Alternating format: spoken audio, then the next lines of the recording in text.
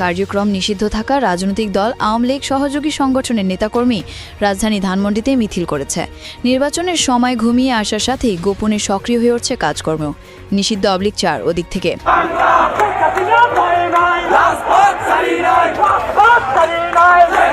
যে সমস্ত মিছিলগুলো হচ্ছে, যে সমস্ত বড় বড় মিছিলগুলো হচ্ছে, এগুলো কোনো নেতার নেতৃত্ব হচ্ছে না, এগুলো সাধারণ জনগণের নেতৃত্বে।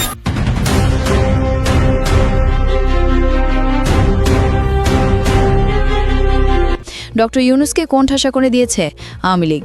আবারও রাজধানীর বুকে জয় বাংলা স্লোগানে উত্তাল রাজপথ। লাঠির ওঠা হাতে ধানমন্ডিতে পুলিশের সামনে নির্ভয়ে বিক্ষোভ মিছিল করেছে আওয়ামী লীগ ও ছাত্রলীগ। এদিকে নিউ ইয়র্কে জাতিসংঘের ৮০তম অধিবেশনে দিতে গিয়ে গণধলায় শিকার ডক্টর ইউনূস সহ তার সফর সঙ্গীরা।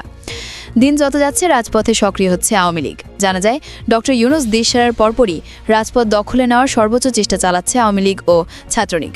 তবে তারা রাজপথে কতটুকু সফল হতে পারবে তা সময়ই বলে দেবে। এই বিষয়ে আরও বিস্তারিত জানতে সম্পূর্ণ ভিডিওটি দেখতে থাকুন। আগামীতে যে দিনগুলো আসছে সেখানে ডক্টর মোহাম্মদ ইউনূসের জন্য একটা খারাপ সময় আসছে বলা যায়। রাজনৈতিকভাবে বাংলাদেশে যে কয়েকটা বড় দল আছে এদের মধ্যে আওয়ামী লীগ তো বুঝতে পারছেন কি অবস্থা। বিএনপি মনে মনে যথেষ্ট অসন্তুষ্ট ডক্টর ইউনূসের প্রতি। জামাত ইসলামও অনেকটা ক্ষুব্ধ। এনসিপি তো এখনই পুরাই ডক্টর ইউনূসকে নানান বিশেষণে তারা কিন্তু সংজ্ঞায়িত করে। এর মাঝখানে আজকে আমেরিকাতে যে ঘটনাগুলো ঘটেছে সেই ঘটনাগুলোকে কেন্দ্র করে ডক্টর ইউনূস আসলে একটা সেলফিশ টাইপের মানুষ, এটাই অনেকের কাছে মনে হয়েছে। যে তিনি নিজে সরকারি সফরে যেহেতু এই রাজনৈতিক নেতাদেরকে নিয়েই গেলেন, তাদের প্রটেকশনের বিষয়টা তিনি কি মাথায় রেখেছিলেন? যে আওয়ামী লীগ সেখানে ঘোষণা দিয়ে রাখছে যে আমেরিকাতে তারা গেলে তাদের সাথে কি ঘটবে। তো এই সফরে অন্তত তিনি সরকারি প্রটেকশন পেয়েছেন।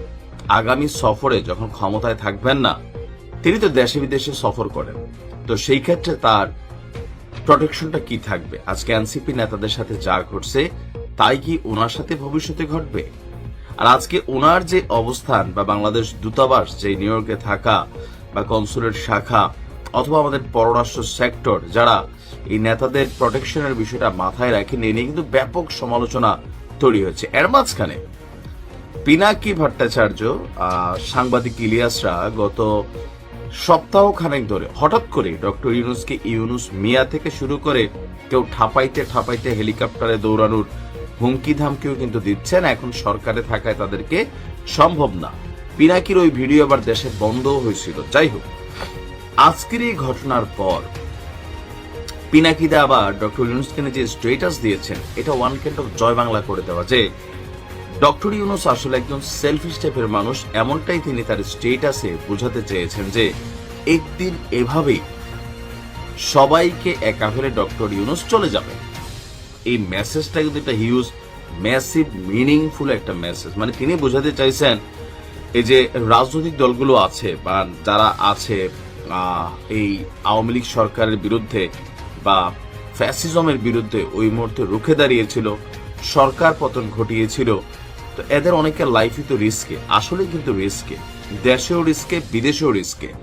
তো এই সিচুয়েশনটাতে ডক্টর ইউনূস সরকারে বসে গত 1 বছর তিনি আসলে কি করেছেন সেই বিষয়টাই পিনাকিদের সামনে আনছেন। যে আমেরিকার মতন দেশে ডক্টর ইউনূস এত কিছু যায় না শুই না, এই নেতাগুলোকে নিয়ে তিনি যে পরিস্থিতি সেখানে মানে পরিস্থিতির মুখে ফেলে দিয়েছেন, এটা ওয়ান কাইন্ড অফ সেলফিশ টাইপের অ্যাক্টিভিটিস।